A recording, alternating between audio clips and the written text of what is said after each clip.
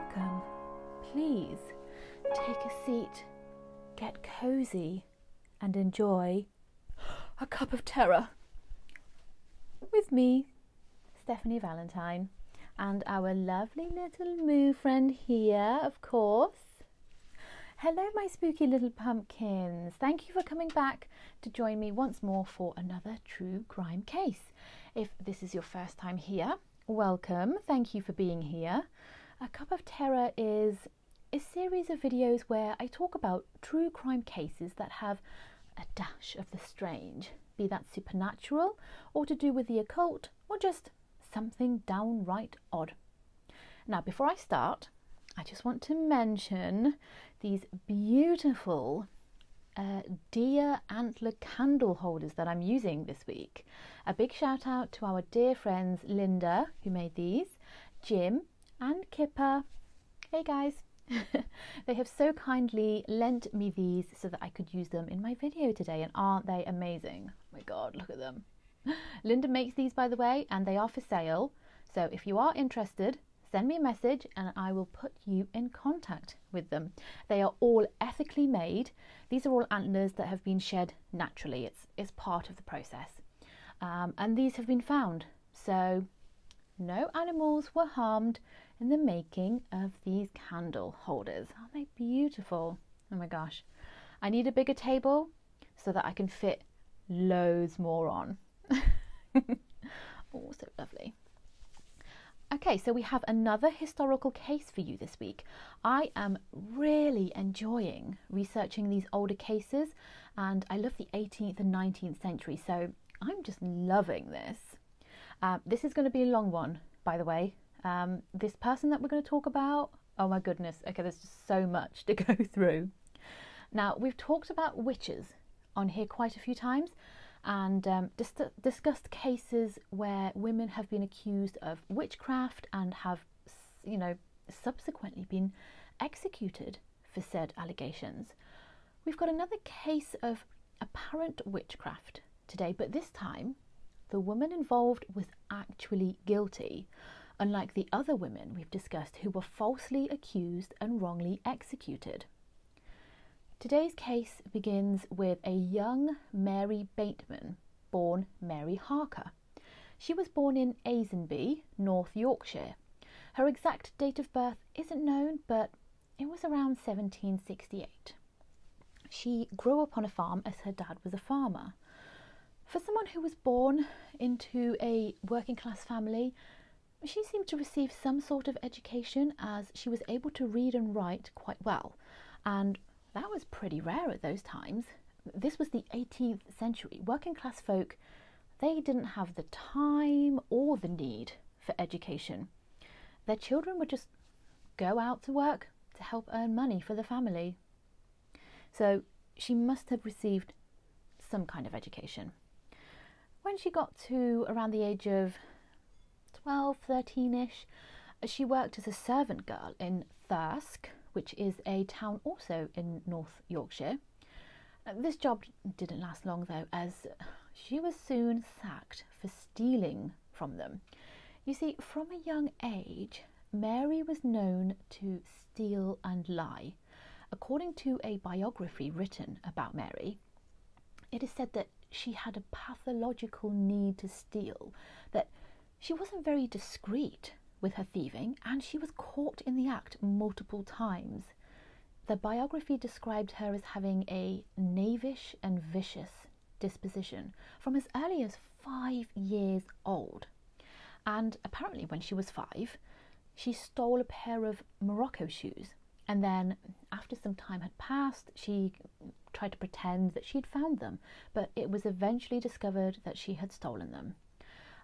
By the way, I will talk about this biography more at the end. It's really interesting.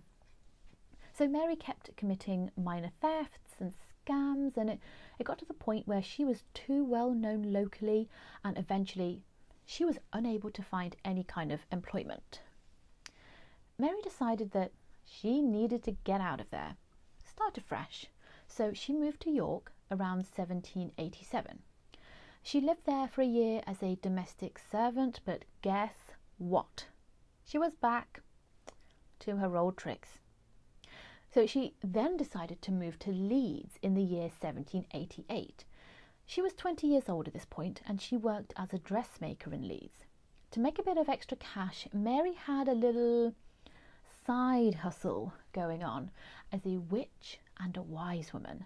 She told fortunes, she made love potions, she made potions that could ward off evil spirits or cure ailments. She removed curses that were placed on her clients. She claimed to have great supernatural powers, and the belief in witchcraft was still very strong at this point. And also medical knowledge was not really very prevalent, at least not to the ordinary person in the street. So she made a good bit of money from this, scamming vulnerable and desperate people. In 1792, when she was 24 years old, Mary met John Bateman. John was a wheelwright, someone who made and repaired wooden wheels. After a very short courtship of just 3 weeks, they married, with Mary Harker becoming Mary Bateman. They didn't have a house of their own, so they went into lodgings. Only a couple of months had passed and Mary was back to her old ways, stealing possessions from a fellow lodger. She stole his watch, some silver spoons, and 2 guineas. A guinea was 21 shillings, which was around £1.05p, I think, in today's money. Old money confuses me trying to figure it out. And, well, Mary most likely was stealing from other lodgers too. So about a year into their marriage, they moved out of lodgings and they moved into their own house. One day, John was at work when Mary came running in, bearing a letter, and she was really upset. This letter stated that his father, who lived in Thirsk and who was the town crier, he was very ill and close to death. If John wanted to see his father for the last time, he would need to come to Thirsk immediately, which he did. He rushed off to his hometown, and imagine his astonishment when he found his father alive and well. He soon realised that Mary had been responsible for this letter, and he was peed off. Though why she would want him to think that his father was dying and then rush off to see him, he couldn't figure out. When he returned home, though, he soon figured out her motive. Their house had been stripped and all the furniture had been sold. Mary had done all this in order to pay off the victim or victims of her robberies. There was another time when John went to see some friends, and while he was out, she sold his clothes. Can you imagine thinking that you were about to lose your dad and then finding out it was a hoax, and to come back home and find all your stuff's been sold because your wife can't keep herself from stealing? And he had to deal with incidents like this all throughout their entire marriage. And the couple also had children to get together, so, you know, goodness knows how this affected the kids, seeing their mother defraud people and stealing from them and having to move house multiple times to avoid her being arrested. In 1796, a big fire broke out in one of the large factories in Leeds and the walls collapsed. Unfortunately, many people were killed. The townspeople were upset and horrified at this incident, but not Mary. She only saw an opportunity to make a bit of money. She went to a few people, claiming that she had come across a child who had perished in the accident, and she wanted to lay him on some linen to give this poor child some sort of dignity in death. When she was given these sheets, she promptly took them to a pawnbroker's, and she did this a few times. Not only that, she then went door to door on behalf of the victims and their families and asked for donations, and she kept the money and she sold off any items that were donated and pocketed the cash that she got from them. She was not a nice person, and this is only the beginning. We are nowhere near finished. So John, well, he was obviously disgusted at his wife's actions, but he couldn't do anything. I mean, nothing he said or did stopped her. I mean, she'd been doing this since she was very young. And in those days, well, divorce was very rare, frowned upon, really very taboo. You just kind of had to stick it out. In 1798, John joined the army and took Mary with him. I don't know if he wanted to take her with him, but she came along. And it's said that this presented Mary with opportunities to practice her scams and thievery, and she learned some new tricks too. Only a year later, in 1799, he left the army and they returned to Leeds, moving into a new house. Now, before this, Mary had practiced her witchcraft on a small scale, doing it as a way to supplement her income as a dressmaker. Now, she was really going for it. She mainly concentrated on fortune telling and charms, and mainly targeting girls and women. By the time the 19th century came around, Mary was apparently working for and acting as a go-between for a mysterious Mrs. Moore. She claimed that Mrs. Moore was excellent at casting spells and could tell fortunes, and Mary would always consult Mrs. Moore on behalf of her clients. The money that she took would go to Mrs. Moore, she would claim. Of course, we know Mary far too well, and this Mrs. Moore was non-existent, simply a figment of Mary's imagination, and a useful way to have some form of separation between her.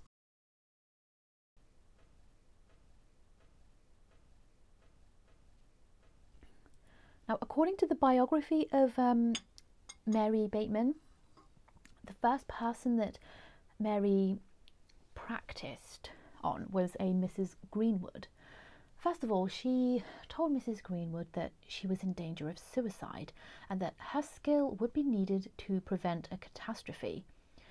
Next, she told this poor woman that her husband had been arrested for a terrible crime and that 4 men had been tasked with keeping a close eye on him while he was imprisoned.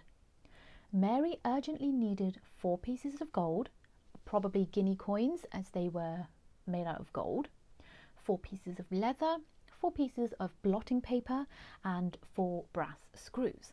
And this needed to be handed over to Mrs. Moore, the non-existent woman that Mary made up, needed to be handed over immediately so that she could screw down the 4 guards. Otherwise, her husband would be dead before the morning came. Now, screwing down was basically supernaturally binding someone who would cause some form of harm, so stop them from causing harm, whether it be a cheating husband, a jealous love rival, or prison guards who were going to murder your husband. Poor Mrs. Greenwood was obviously shocked by all of these revelations. First, that she might die by suicide, and then that her husband may be killed while in jail. Unfortunately, they were poor. She didn't have any pieces of gold, and she desperately begged Mary to help her anyway. Mary told her that she should either borrow the money or steal it. This startled Mrs. Greenwood.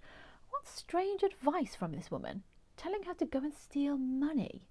Thankfully, this seemed to wake Mrs. Greenwood up from this horrible ruse, and she managed to get away, luckily avoiding being scammed by this horrible person. Now, Mary also invented a new alter ego, Miss Blythe, to help her continue her devious plans. Miss Blythe was apparently very good at reading the stars and telling fortunes, and soon she had people flocking to her, wanting their fortunes to be read and their futures to be told. Mary was once again the intermediary. She took the names and the requests of the clients, took their money, and then she would pretend to pass these on to Miss Blythe, who would then send a letter back with her predictions and her advice. And Mary would also sell potions and charms on behalf of Miss Blythe, and she was soon raking in the money. Mary continued like this for a while. it was still mostly thefts and conning people. One of the more petty thefts she committed occurred one day when she overheard a gentleman buying a leg of mutton. This gentleman asked for the meat to be sent home immediately. Mary hurried down to the bridge where she knew the butcher's boy had to cross, and she ran up to him, pretending to be this gentleman's servant. And she was telling this boy off, telling him off at taking his time. She told him that she'd take the mutton home herself. Obviously, the gentleman soon discovered that the leg of mutton he had bought hadn't been delivered, so he went back to the butcher to find out what happened. The boy described the woman that had taken the meat, and the gentleman remembered seeing her hanging around when he was purchasing it, and he also recognised her, luckily, and he knew where she lived. So off he went to her house, and what did he see when he got there? His leg of mutton hanging up at Mary's fire. Mary eventually agreed to pay for the meat, and the matter was resolved.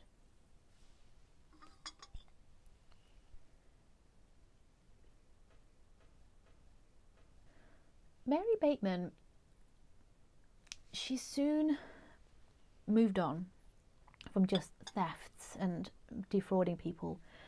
She moved on to murder. She befriended two Quaker sisters who lived above their little draper shop in Leeds. The women, both of them called Miss Kitchen, as they were both unmarried, they opened up their lives to Mary. She was often at their house, she would help out at the drapery shop, and they'd become good friends. In early September 1803, one of the young women fell ill. Mary sold them some special healing medicine, when they were, in fact, powerful poisoned potions. And less than a week later, young Miss Kitchen was dead. Their mother heard about what happened, and she came over from Wakefield, which is near Leeds, and she came to stay with her last remaining daughter for a while. Somehow the mother and the daughter both fell ill with the same illness as the first daughter, and once again Mary said, "No problem, I'll be able to help you out." She gave them her deadly medicine, and a few days later both women were dead. Only 10 days passed from the time the first Miss Kitchen fell ill to the time of the death of the mother and the last surviving sister. 10 days.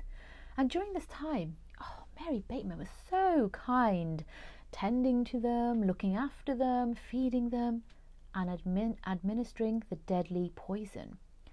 Mary blamed their deaths on the plague, which really worked in her favour because people stayed away from their house. They were too scared to enter an infectious place. It was noted that a physician came to visit the last surviving sister before she died, and he was certain that she was being poisoned. He wanted to perform an autopsy on the body, but all the family were dead, so nobody was able to give authorization for the autopsy, and the body was buried, and somehow Mary managed to avoid any kind of suspicion. Sometime after the funeral, creditors came to assess the Kitchen's possessions, and they found that their house and their drapery shop had been stripped bare. Almost every item had been taken, and they also found that the account books were missing. I think we know what happened there. Now, most people believe that Mary poisoned these three women, but she was never arrested or tried for these murders, so she walked away scot-free. Around 1806, Mary also decided to give prophecies a go. Mary kept some hens, and one of these hens was laying rather extraordinary eggs. On the shell, they bore the inscription, "Christ is coming." This was a message that signalled the end of times. Crowds would flock to Mary's, eager to see the wondrous eggs and the magical chicken that was laying them. And guess what? Mary would charge each person a penny to see this miracle. The crowd were convinced that the end of the world was coming. So Mary would also sell seals that would ensure that they got into heaven. It said that these important documents were nothing more than a bit of paper with the letter JC on them. Imagine paying for protection, for an assurance of entrance into heaven, and you get given this scrappy bit of paper with a bit of scribble on it. Now, obviously, this hen wasn't laying eggs with messages on them. So how did Mary achieve this? Well, it's quite horrible, really. First of all, she would write the inscription on some eggs using vinegar, and then, oh, it's really horrible, but she would force these eggs back into the ovary of the poor hen, which would then lay the magic eggs. Poor thing. Her scam was soon discovered, but once again she went unpunished. I mean, I don't know how she got away with it so often. In 1806, Mary would end up committing a crime that would finally result in her being apprehended and facing the consequences of her actions.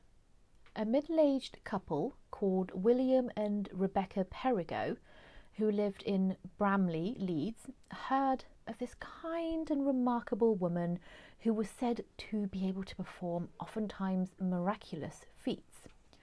Rebecca was suffering from a nervous disorder, and she was experiencing a fluttering and pain in her chest whenever she lay down. They had been told that this was the result of an evil wish, and that she was being haunted by malevolent spirits as well. One doctor that she went to see claimed that he couldn't do anything, as she was under this spell and nothing he could do would help. Their niece came to visit one day, sometime in late July 1806, and she told them about this woman who may be able to help them get rid of this curse. Mary Bateman. Mary agreed to help the Perigos and asked for an item of underclothing, which would be sent to Miss Blythe in Scarborough, up north, who would then instruct Mary on what they should do next. William took a flannel petticoat to Mary, who then sent it on to Miss Blythe, and she told William to come back the following week. He went to see her again the next week, and Mary showed him the letter that Miss Blythe had supposedly sent. She had also sent 4 guinea notes, and these notes were to be sewed into 4 little silk purses, and then one would be put in each corner of their bed, and they were to be left there for 18 months. In return for this, William had to give 4 guinea notes to compensate for the notes that Miss Blythe had sent. Mary instructed William to visit her often in order to receive further instructions from Miss Blythe. There were various instructions, such as nailing 2 horseshoes to the door, purchasing cheese to be sent to her, demands for items such as china, silverware, tea, sugar, all to be sent up to Miss Blythe. She even requested that a bed and bedclothes be purchased for her because she was unable to sleep in her old bed because of the evil spirits that she was battling on behalf of Rebecca. It sounds so ridiculous, doesn't it? And along with these requests was instructions to send money. Miss Blythe claimed that she needed these items for supernatural reasons. The letters were also sent with instructions for them to be burned soon after, so that evil spirits couldn't read its contents. Quite handy. Evidence was destroyed. This would go on for months, and the Perigos ended up sending a small fortune to Miss Blythe. The next letter that came warned of a terrible illness that would affect one or both of them. Well, thank goodness for Miss Blythe, who said she'd be able to help them out. They were instructed to take ½ a pound of honey to Mary, who would mix in some special medicine from Miss Blythe.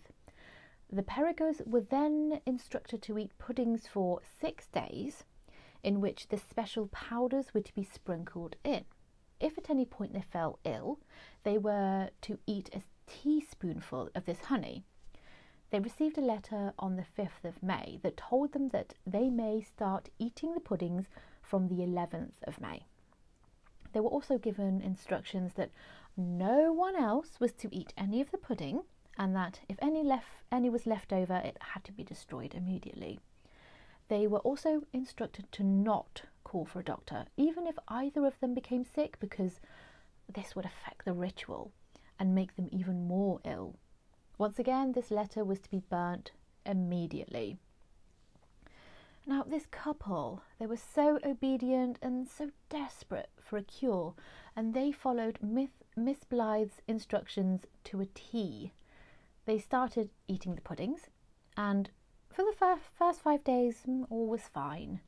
On the 6th day, however, the pudding tasted different and quite horrible. William had a mouthful, but it was so disgusting that he refused to eat any more of it. His wife, though, she kind of battled through, and she ate about 3 or 4 mouthfuls before she was unable to stomach it anymore. They then started violently vomiting. This was the sickness that Mary had predicted that they might encounter, and therefore they had to eat some of the specially prepared honey. William had about 2 spoonfuls, and Rebecca, though, she had 6 or 7 spoonfuls, and we know that there was something in those powders and that honey, so that wasn't good. The vomiting continued for another 24 hours. Clearly the first 5 powders, they were safe and innocent, probably in order to convince the Perigos that this was all legit and safe. William later said that a violent heat came out of his mouth, which was very sore, that his lips were black, and that he had a most violent pain in his head, 20 times worse than a common headache, and that everything appeared green to him. It's just so awful what happened to these 2 people. As per the instructions, they didn't call for a doctor, even though they were very ill and in a lot of pain. Unfortunately, Rebecca died on the 24th of May, 1807. Her husband, however, didn't, so I bet that threw a spanner in the works. William consulted a doctor after the death of his wife, and the doctor examined him and came to the conclusion that William had been poisoned. William was devastated at the loss of his wife, but his wife, before her death, had made him promise to wait it out for however long Miss Blythe told him to. He was vulnerable and desperate still, so he continued to use the potions and charms that Miss Blythe instructed, and she continued to demand more and more money, and even Rebecca's clothing. This woman does not have an ounce of decency in her. She's a piece of work. Over the coming months, though, William was starting to wonder about this mysterious Miss Blythe. He began to get suspicious of her claims, so one day he decided to inspect the little purses that contained the guinea notes that had been sewn into their bed. Instead of notes, they contained waste paper. He finally realised that he had been conned and taken advantage of. He went to see Mary Bateman, and he told her what he had discovered.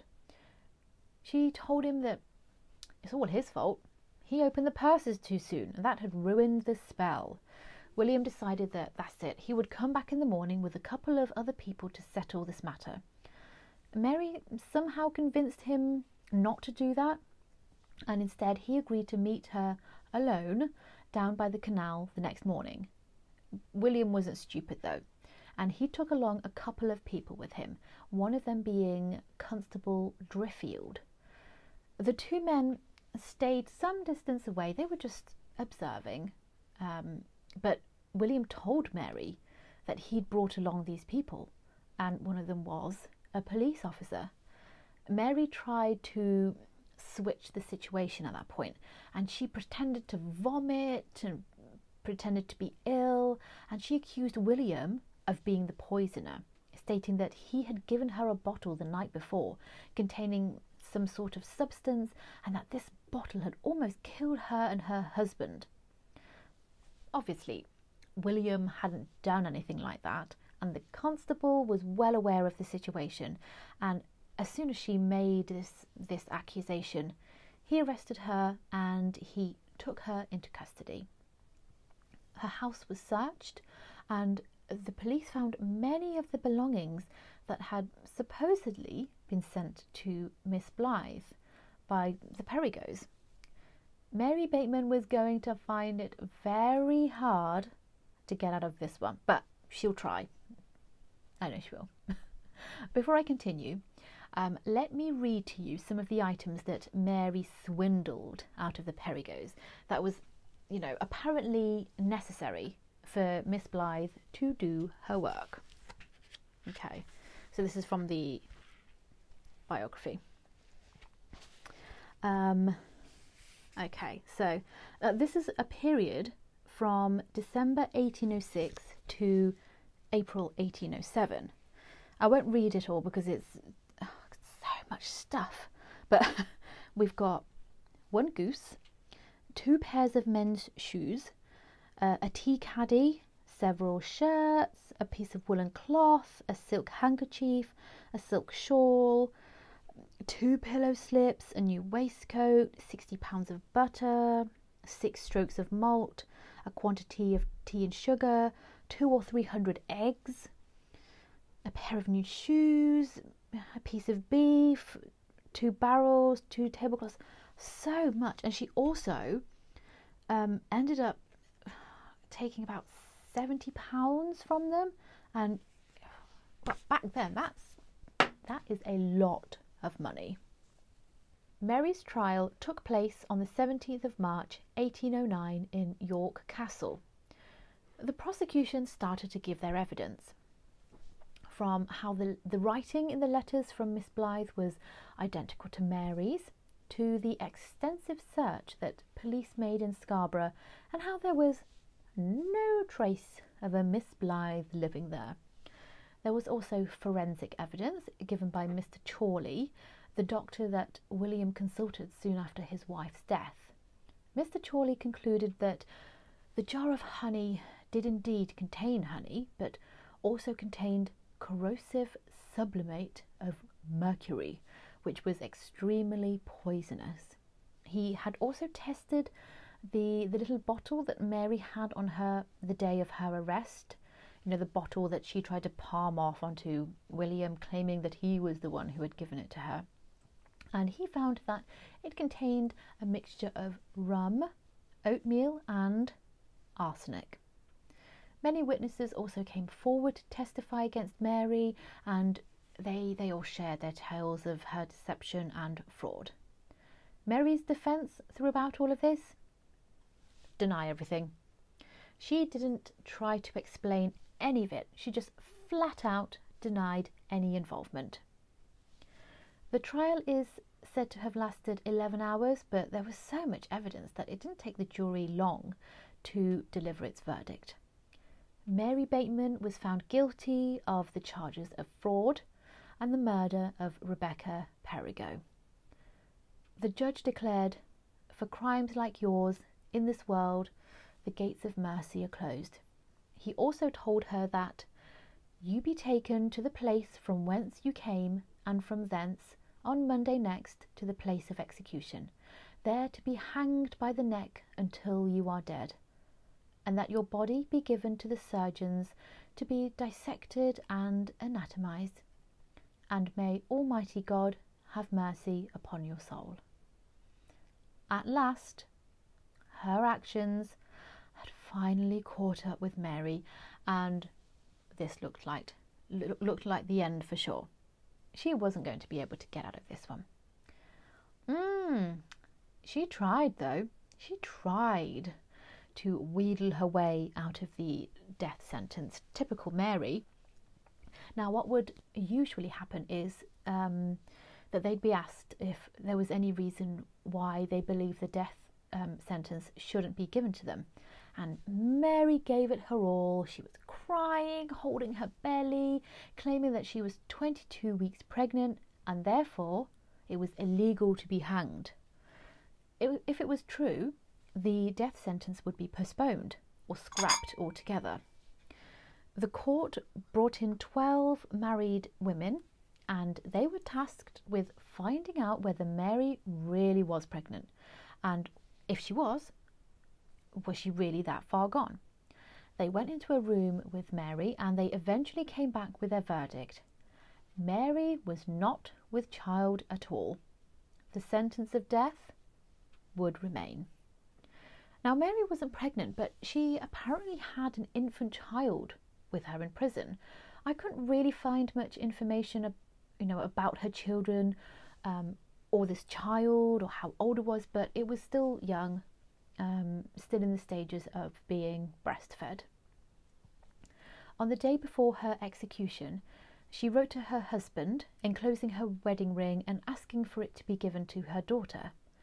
She admitted that she felt bad, that she'd brought all of this shame and disgrace upon her husband and her family. And she admitted to the fraudulent activities which she had done in the past, but she still claimed to be completely innocent with regard to the murder of Rebecca. Would it shock you if I said that even when she was locked up, mere days away from being executed, she was still conning people? A young female prisoner was desperate to see her sweetheart. Mary told the girl that if she was able to get her hands on some money, Mary would be able to turn this money into a charm, and she'd sew it into her clothing, and her lover would be compelled to visit her.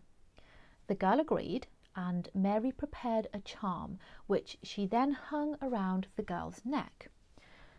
The boyfriend didn't show up though, and the girl was quickly suspicious. She took apart the charm and, guess what? Like countless other people, there was no money in the charm.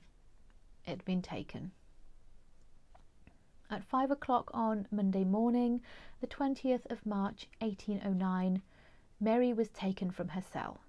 She lay her infant child down on the bed, and she kissed the child for the last time. I don't know what sort of mother she was like. I mean, okay, her behaviour is obviously not the best example to set to your children, but in that moment, hours away from execution, I can imagine that having to say goodbye to your young child for the last time must have been painful. So she was taken away for a communion service in the chapel. The hour of execution arrived. Mary was to be executed by William Mutton Curry, the Yorkshire hangman.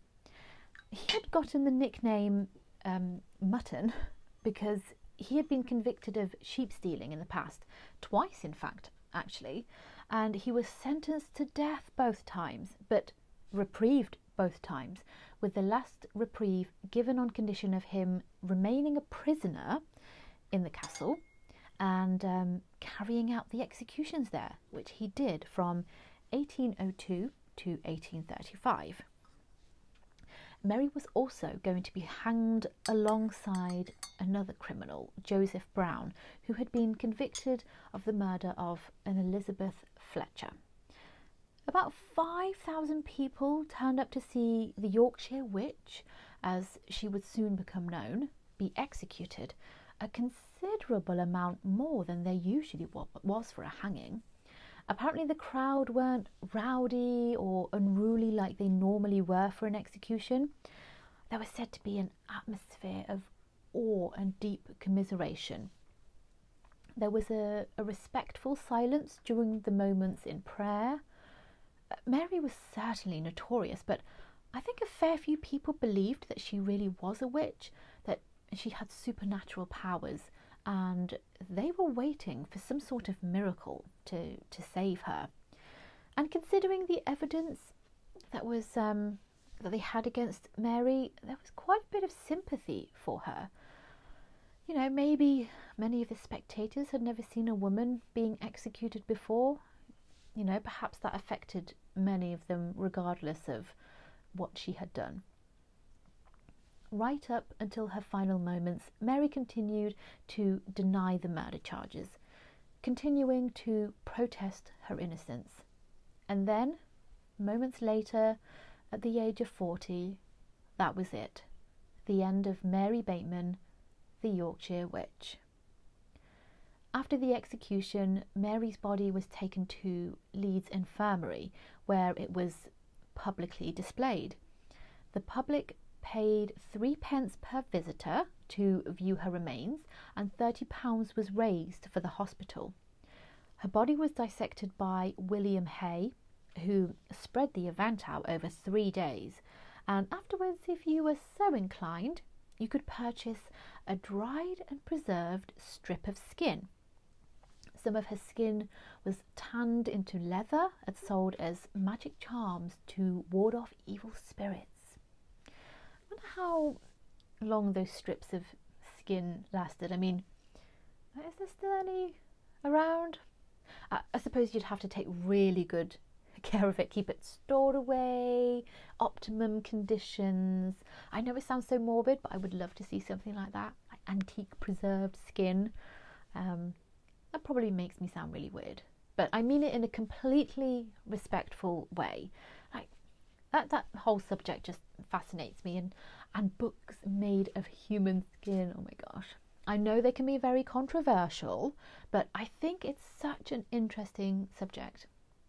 I think there's a couple of books made from human skin in the UK that you can visit or like view in certain museums, I think, if they're still on display. I know some places are removing those sorts of books from display. As I said, they are controversial, but I don't think we should hide away these unsavoury moments of history. I think it's important to know about them, to, learn about them and learn from them if needed. Anywho, back to the subject of Mary Bateman. And speaking of books bound in human skin, apparently 2 books were covered in her skin, but these books supposedly went missing in the mid-19th century and are no longer around. Mary's skeleton was first of all used for anatomy classes, and then it was on display, and it's been on display for over 2 centuries. First at the Leeds Medical School, and then later at the Thackeray Medical Museum, also in Leeds. But in 2015 it was taken to Leeds University, and I read that it's now in storage. So I'm unable to go and see it, unfortunately. Mary's death, it caused a whole sensation back in the day, and lots was written about. Newspapers and books. Now, this biography that I mentioned earlier is called The Extraordinary Life and Character of Mary Bateman, the Yorkshire Witch, and it was published in 1811, just 2 years after her death.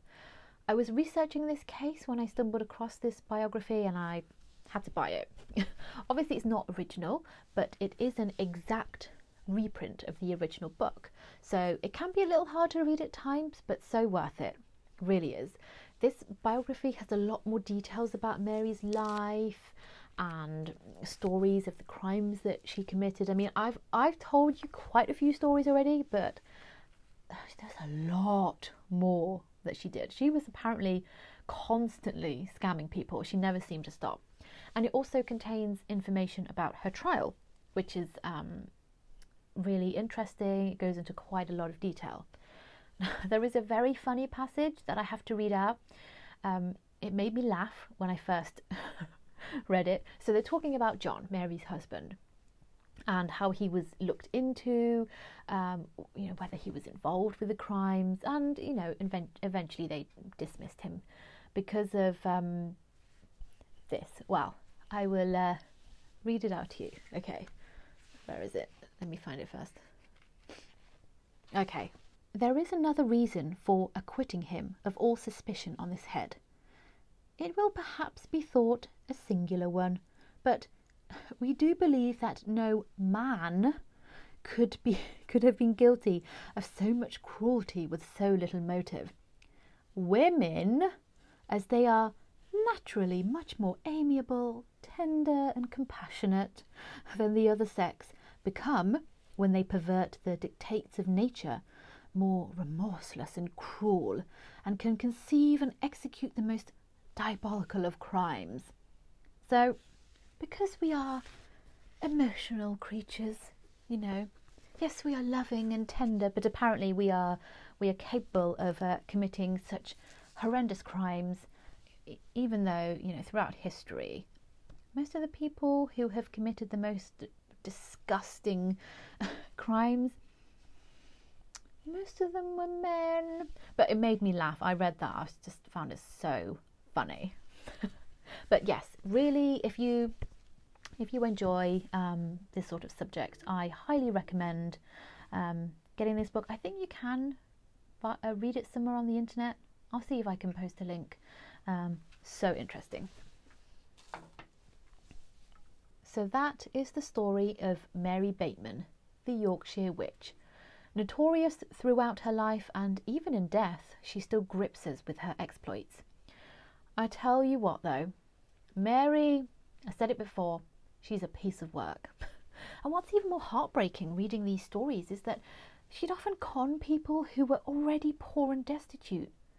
You know, often they couldn't afford the fee that she was demanding, and yet she'd still somehow make them scrape the money together and pay her. And they were desperate, these people. I mean, William and Rebecca, they were hopeless and discouraged when they first got in touch with Mary. They hadn't had any luck with the doctors, and they were desperate to find a cure for Rebecca. And they were so vulnerable to her schemes. And even after his wife's death, William was in such a forlorn and vulnerable state that he still continued to believe her lies. You know, he just wanted to make it all better, and Mary knew that she could exploit that. And I think it's very easy for us to wonder how she got away with it for so long. I know I did at first. You know, she was committing crime all over the place in Leeds, and she conned probably hundreds of people, yet it took 40 years for her to get any sort of punishment. The people that she stole from and defrauded, the reason they sought her out was because they believed in her. They believed that she, or at least her friend, acquaintance, Mrs. Moore and also Miss Blythe, they believed that they were witches and that they had powers and were able to perform spells and charms. So they were probably afraid that she would perform some sort of witchcraft on them, get some sort of revenge if they went against her wishes or if they dobbed her into the police. But I think it's very clear that Mary suffered from some form of compulsion. She was clearly a pathological liar, and maybe she just couldn't stop herself.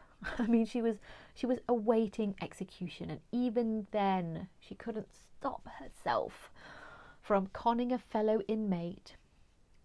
You know, I wonder if she felt any kind of remorse for the hurt and the pain she caused. You know, did it just not bother her in the slightest? She didn't exactly try and change her ways, did she? And she really was ruthless in her scheming and her cunning. I like to view both sides of the story. I like to see things from the viewpoints of the victims and then the perpetrator. And whilst Mary obviously needed help, she was still a rotten person. And I think you just have to flick through this book and read some of the disgusting things that she did to these poor people to remind us not to feel too sorry for her. Well, thank you for hanging out with me today. What a story, eh? I know it was quite long, but she did so much. If you enjoyed today's video, please give it a like, subscribe to my channel if you haven't already, and join me next time for another cup of terror.